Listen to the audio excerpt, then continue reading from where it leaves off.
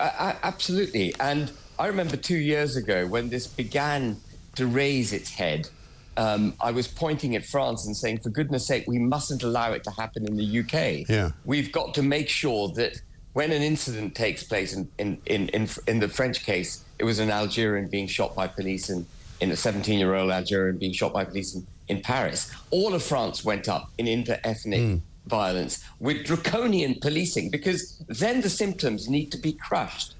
But no steps are being taken either by the French government to settle their population. They still have open borders. I mean, it's as daft as brushes having open borders. The reason you have borders is to protect civil society in your own country. Yeah. And we are close to having open borders.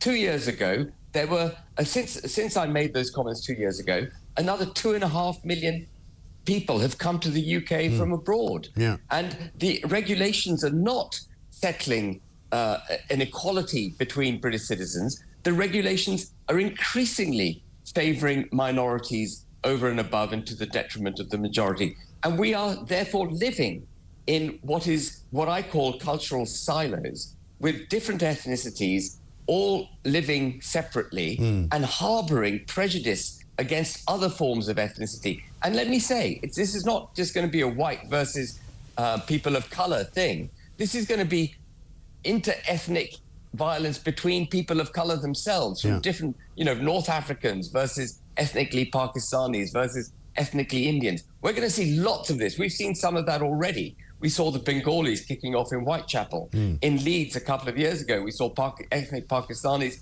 kicking off against ethnic Indians. What we've got is a pressure pot now of different ethnicities, all operating separately in the United Kingdom, distrust between communities increasing, people becoming increasingly polarized, and no number of police will be able to control that when it kicks off. And the Prime Minister needs to wake up.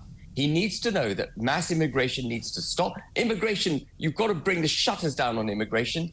We have to have a positive agenda for integration.